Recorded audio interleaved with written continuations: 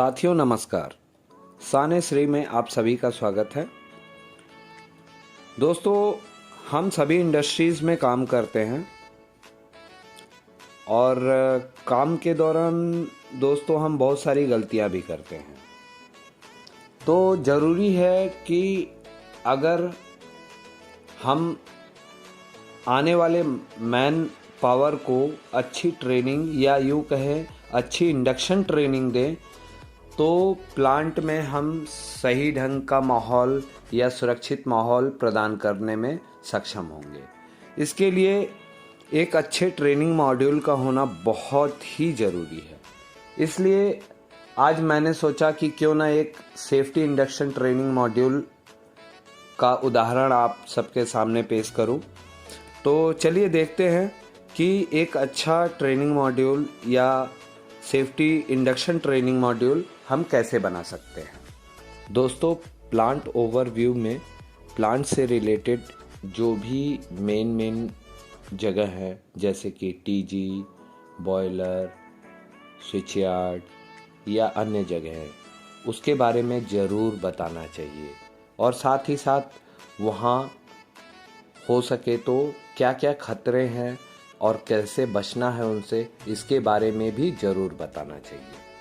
जैसा कि हम सभी जानते हैं कि कोई भी ट्रेनिंग या कोई भी मीटिंग या कोई गैदरिंग शुरू करने से पहले एक सेफ्टी कॉन्टैक्ट का होना बहुत ज़रूरी है। एक्चुअली सेफ्टी कॉन्टैक्ट या सेफ्टी पॉज के बारे में बहुत कम ही लोग जानते होंगे। तो सेफ्टी कॉन्टैक्ट होता क्या है यह जानना बहुत ज़रूरी है। सेफ्टी कॉन्टैक्ट दोस्तों बहुत बड़ी चीज़ नहीं है। सेफ्टी कॉन्टैक्ट हमारे आसपास होने वाली घटनाओं या दुर्घटनाओं का एक उदाहरण है, क्योंकि आज के समय में अगर हम आग में अपना हाथ जलाकर और तब सीखें कि आग हमारे लिए खतरा है तो ये बहुत गलत होगा। इसके लिए हमें दूसरों के उदाहरण से सीख लेने की ज़रूरत है। तो सेफ्टी कॉन्टैक्ट वही चीज़ है। हमारे आसपास बहुत सारी घटनाएं दुर्घटनाएं होती रहती हैं, चाहे वो नियर मिस हो, एमटीसी हो, एलटीसी हो या फैटेलिटी हो। इन सभी चीज़ों से हम सीख लेके अपने प्लांट में इम्प्लीमेंट करें ताकि वो घटनाएं हमारे यहाँ घटित ना हो, या यूँ कहें वो सेफ्टी कॉन्टैक्ट हम वर्कमैन के सामने या ट्रेनिंग के दौरान पेश करें ताकि वो दुर्घटनाएं हमारे यहाँ रिपीट ना हो पाएँ। इसके बाद दोस्तों, हमें सेफ्टी डिपार्टमेंट का ऑर्गेनाइजेशन स्ट्रक्चर ज़रूर दिखाना चाहिए ताकि उन्हें भी पता चले, जो वर्कफोर्स है उन्हें भी पता चले कि हमारी रिपोर्टिंग किस प्रकार से होती है। जैसा कि हम सभी जानते हैं कि सेफ्टी डिपार्टमेंट की सीधे रिपोर्टिंग यूनिट हेड को होती है। तो इसमें हम दिखा सकते हैं कि यूनिट हेड को हमारे एचओडी या head of department direct report करते हैं और उनको हमारे सेक्शन हेड या जो फील्ड इंजीनियर होते हैं वो डायरेक्ट रिपोर्ट करते हैं। और सेक्शन हेड और फील्ड इंजीनियर को सेफ्टी सुपरवाइज़र जितने भी हों, चाहे 1 हो, 2 हो, 4 हो, 6 हो, वो सारे के सारे इन दोनों को रिपोर्ट करते हैं। इस प्रकार हम उनको बता सकते हैं कि सेफ्टी डिपार्टमेंट की रिपोर्टिंग किस प्रकार से होती है। अब आगे चलते हैं। इसके बाद दोस्तों, हमें जिस भी इंडस्ट्री में काम करते हैं या जिस कंपनी में काम करते हैं उसके सेफ्टी और हेल्थ पॉलिसी को डिस्प्ले करना बहुत ज़रूरी है, क्योंकि उसी में सारी चीज़ें दी हुई होती हैं। जैसे कि आगे देखते हैं, हेल्थ और सेफ्टी पॉलिसी में हमारे जो प्रिंसिपल्स दिए रहते हैं उनको मैन पावर के साथ शेयर करना बहुत ही ज़रूरी है, क्योंकि उसमें छोटी छोटी से लेके बड़ी से बड़ी बातें निहित होती हैं और जिसको अगर मैन पावर के सामने अगर हम शेयर करते हैं तो मैन पावर कंपनी की या यूं कहें हमारे मैनेजमेंट की रिक्वायरमेंट को अच्छी प्रकार से समझ सकती है। एक अच्छे इंडक्शन मॉड्यूल में प्लांट रूल्स का होना बहुत ही आवश्यक है। इसमें यूनिट हेड या यूं कहे यूनिट के द्वारा दी हुई सुरक्षा निर्देश को ज़रूर दिखाना और बताना चाहिए ताकि लोग उससे भी अवगत हों। इसके बाद हमें जनरल सेफ्टी रूल्स के बारे में बताना चाहिए कि पीपीईज क्या होता है एवं इसका प्रयोग क्या होता है, कैसे करना है। स्पीड लिमिट हमारी प्लांट के अंदर या कॉलोनी के अंदर या बाहर में क्या होनी चाहिए। ऊंचाई पे कार्य वर्क एट हाइट के बारे में बताना चाहिए। लिफ्टिंग टूल्स एंड टैकल्स के बारे में बताना चाहिए कि इसमें हमारी रिक्वायरमेंट्स क्या क्या हैं। हॉट वर्क के समय हमें क्या सावधानियां बरतनी चाहिए इसके बारे में बताना चाहिए। इलेक्ट्रिकल वर्क अगर हम कर रहे हैं तो उसमें क्या सावधानियां बरतनी चाहिए। पेंटिंग जॉब में या पेंटिंग वर्क में हमें क्या सावधानियां बरतनी चाहिए। इसी प्रकार कन्फाइंड स्पेस में भी हमें बताना चाहिए कि क्या सुरक्षा उपाय अपनाएं। इसके फोल्डिंग में क्या सेफ्टी प्रिकॉशन लें। मशीन गार्डिंग किस प्रकार से करें। HEMM के बारे में भी बताना चाहिए और साथ ही साथ इमरजेंसी के बारे में अवश्य ही बताना चाहिए कि अगर कोई इमरजेंसी आ जाए तो क्या करना है। साथ में हमें ये भी बताना चाहिए कि कारखाने में असुरक्षित खतरनाक स्थिति दिखाई देने पर तुरंत अपने सुपरवाइजर तथा सुरक्षा विभाग और कार्यस्थल पर उपस्थित अधिकारी को सूचित करना है। सभी दुर्घटनाओं और चोट लगने के बारे में सूचित करना है। जो काम आप कर रहे हैं उस पर ध्यान केंद्रित करके करें। जिस कार्य के बारे में जानकारी न हो उसे बिना उपयुक्त अनुदेशों के न करें। जानकारी न होने के कारण होने वाली भूल से उतना ही खतरा हो सकता है जितना कि लापरवाही के कारण होता है। चल रही मशीनों के आसपास धोती, शॉल या ढीले कपड़ों या कमीज पहनना सख्त मना है। साथ में हमें मैंडेटरी पीपीईज या मैंडेटरी रिक्वायरमेंट्स के बारे में ज़रूर बताना चाहिए, जैसे कि कारखाने के अंदर प्रवेश करते समय helmet, safety shoes, safety goggle अनिवार्य है।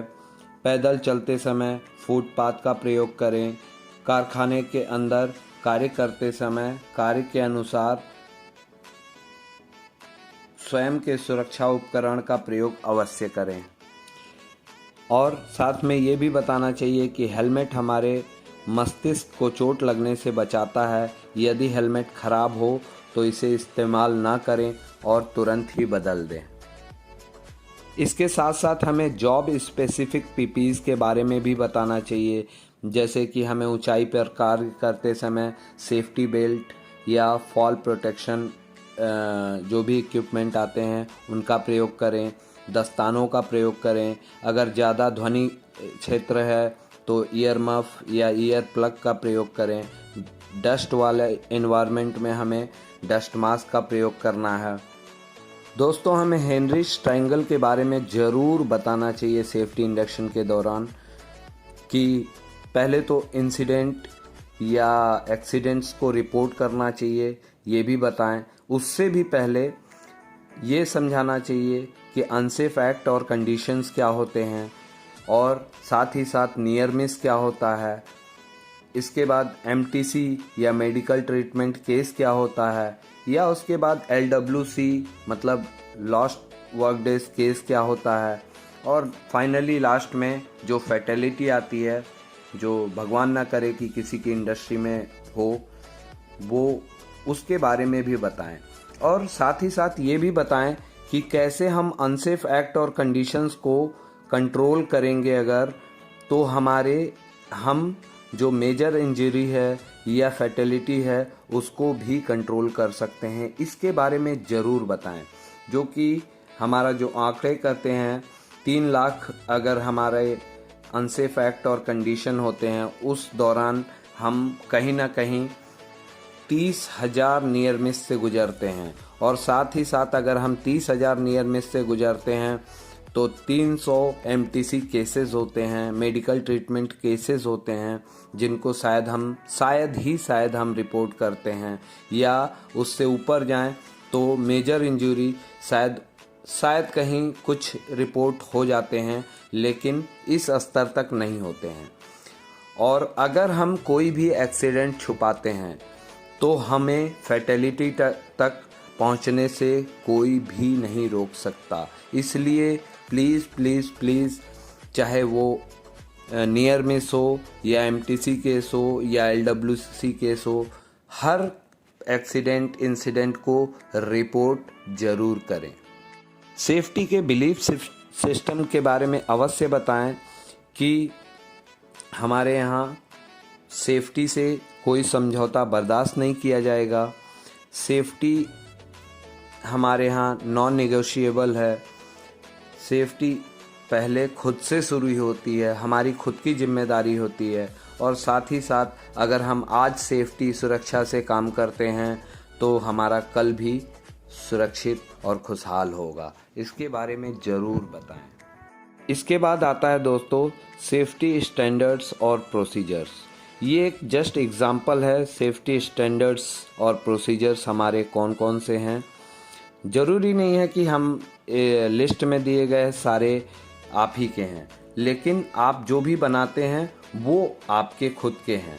साथ ही साथ हमें सेफ्टी जो भी हमारी सब कमेटीज़ काम करती है, जो मेन कमेटी होती है, एक तो लीगल कमेटी होती है जो कि 41G के तहत काम करती है, और साथ ही साथ एक मेन कमेटी होती है, प्लांट सेफ्टी कमेटी होती है, वो सारे सब कमेटीज़ को हैंडल करती है।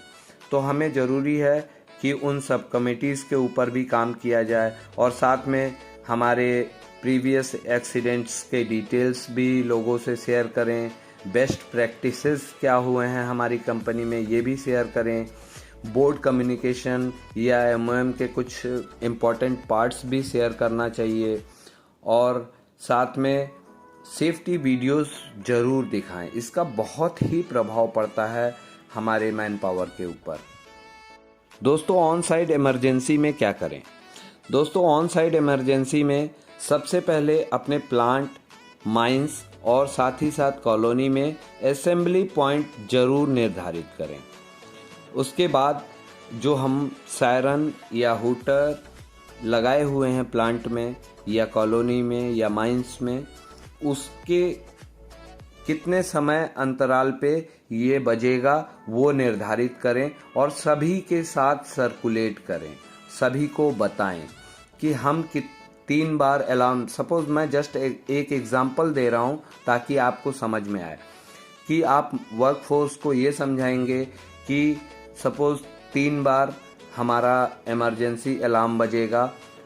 एक बार बजा, 15 सेकंड बजा, फिर बंद रहा, देन 15 सेकंड नॉर्मल रहा, बिना बजे रहा, और फिर 15 सेकंड के लिए बजा, फिर 15 सेकंड नॉर्मल रहा, और फिर 15 सेकंड बाद फिर बजा, मतलब कि 3 बार बजा। तो हमें समझ जाना है कि प्लांट में कुछ इमरजेंसी है और हमें असेंबली पॉइंट पे पहुंच जाना है।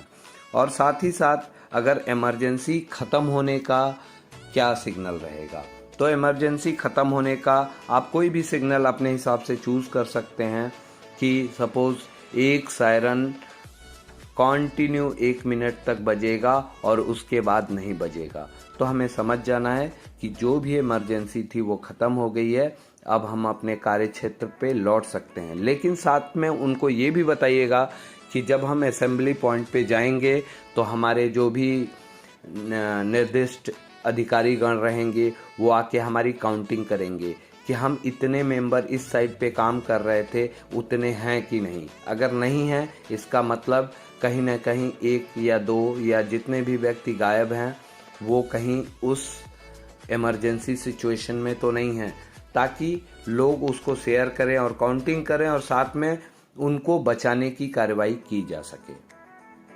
साथ में इमरजेंसी नंबर ज़रूर डिस्प्ले करें हर जगह, क्योंकि ये इमरजेंसी नंबर ही हमें कंट्रोल रूम या सिक्योरिटी या सेफ्टी या अन्य जगहों पर इंफॉर्मेशन पहुंचाने का काम करते हैं। तो इसके लिए बहुत ज़रूरी है कि इमरजेंसी नंबर भी डिस्प्ले करें और साथ में ये ज़रूर बताएं कि सबसे पहले तो जो व्यक्ति इमरजेंसी नंबर पे कॉल कर रहे हैं वो पहले अपना नाम और डिपार्टमेंट बताएं, साथ में क्या घटना हुई है उसके बारे में बताएं, और साथ में ये भी बताएं नहीं बल्कि पूछें कि सर आपको कुछ और पूछना है क्या, ताकि जिसको भी वो सूचना दे रहे हैं अगर उसके मन में कहीं से डाउट है कि एग्जैक्ट लोकेशन क्या है उस इमरजेंसी लोकेशन की, तो वो उसके साथ शेयर कर सकें। तो इमरजेंसी नंबर इन सभी जानकारी के साथ ज़रूर शेयर करें। दोस्तों, पर्सनल प्रोटेक्टिव इक्विपमेंट या पीपीईज के डिटेल के बारे में ज़रूर बात करें कि आपके हेलमेट, आपकी कंपनी में जो हेलमेट चलते हैं वो कितने कलर में होंगे और कौन सा हेलमेट कौन आदमी यूज़ करेगा। ये जस्ट एक एग्जाम्पल है, आप एक एग्जाम्पल के तौर पे आप इसको प्रयोग में ला सकते हैं। साथ ही साथ ये भी ज़रूर बताएं कि अपने सिर के साइज़ के हिसाब से हेलमेट को ज़रूर एडजस्ट कर लें ताकि वो सही ढंग से फिट बैठे। अगला है रिफ्लेक्टिव जैकेट। अगर आपके यहाँ है तो साइज़ के बारे में बताएं और साथ ही साथ कलर कोड के बारे में बताएं ताकि लोग अपने कलर कोड और साइज़ के हिसाब से सही पीपीईज का प्रयोग कर सकें। और साथ ही ये भी बताएं कि डैमेज पीपीईज या फटे कटे पीपीईज को प्रयोग में नहीं लाना है। इसके बाद अगर आपके यहाँ सेफ्टी गॉगल चलता है, जो भी सीरियल नंबर या जो भी मार्क का चलता है उसका डिटेल ज़रूर दें। ओवर स्पेक, कुछ लोग ओवर स्पेक यूज़ करते हैं तो ओवर स्पेक उनके लिए यूज़ होगा। और साथ ही साथ डैमेज या स्क्रैच गॉगल्स को यूज़ नहीं करना है, इसके बारे में बताएं। सेफ्टी शूज़ के बारे में भी ज़रूर बताएं कि सेफ्टी शूज़ जैसे कुछ मैकेनिकल शूज़ होते हैं जो कि सभी डिपार्टमेंट यूज़ करते हैं। साथ में एक इलेक्ट्रिकल शूज़ भी होता है जो सिर्फ़ और सिर्फ इलेक्ट्रिकल डिपार्टमेंट द्वारा प्रयोग किए जाते हैं। यहाँ तो मैंने सिर्फ 2 उदाहरण दिए हैं, लेकिन साथ में माइंस के भी शूज़ आते हैं कुछ अलग से। अगर वो भी आपके यहाँ अप्लीकेबल हों तो उनको भी अमल में ज़रूर लाएं। साथ में हम मास्क, अगर आपके यहाँ कंपलसरी है या मैंडेटरी है तो उसके बारे में भी बताएं कि आपके यहाँ कौन सा मास्क है अवेलेबल है और कौन सा हम किस कंडीशन में यूज़ कर सकते हैं। उसके बाद अगर नॉइज़ी एरिया है या ज़्यादा ध्वनि प्रदूषण वाला एरिया है तो उस जगह पे हम किस तरीके का ईयर मफ या ईयर प्लग यूज़ कर सकते हैं, इसके बारे में भी ज़रूर बताएं। कुछ सुरक्षा के नियम सभी के लिए एक समान होते हैं तो उनके बारे में भी ज़रूर बताएं। जैसे कि ये जस्ट एक एग्ज़ाम्पल है, इसको जस्ट आप यूज़ कर सकते हैं एज ए एग्ज़ाम्पल, आप अपने हिसाब से इसको बना सकते हैं कि मैंडेटरी पर्सनल प्रोटेक्टिव इक्विपमेंट जो सभी के लिए मान्य हैं वो कौन कौन से हैं। जैसे यहाँ मैंने दिया है safety helmet, safety shoes, reflective jacket, safety glass और other will be site area या वर्क स्पेसिफिक। उसके बाद मैंने दिया है कि यूज़ ऑफ क्रैश हेलमेट, मतलब कभी भी मोटरसाइकिल चलाते समय क्रैश हेलमेट का यूज़ करें और कार चलाते समय सीट बेल्ट का अवश्य प्रयोग करें। हमेशा अपनी गाड़ी को टेक ऑफ मोड में पार्क करें। दोस्तों, इस पे मैं 2-4 सेकंड ज़रूर लूँगा। एक्चुअली टेक ऑफ मोड में क्यों पार्क किया जाता है? जैसे एम्बुलेंस और फायर की गाड़ियाँ भी होती हैं टेक ऑफ मोड में पार्क, मतलब रेडी टू गो मोड भी बोलते हैं इसको। कहने का मतलब है जनरली हम आम जन में देखें तो जब हम ड्यूटी जाने के समय निकलते हैं, अपनी गाड़ी को रिवर्स करते हैं, उस दौरान हम पीछे नहीं देखते हैं और गाड़ी के पीछे या तो कोई छोटा जानवर या तो छोटे बच्चे खेलते रहते हैं और उस समय बहुत सारे एक्सीडेंट देखे गए हैं। इसलिए ना सिर्फ प्लांट में बल्कि घरों में भी हमेशा गाड़ियों को टेक ऑफ मोड में ही पार्क करना चाहिए।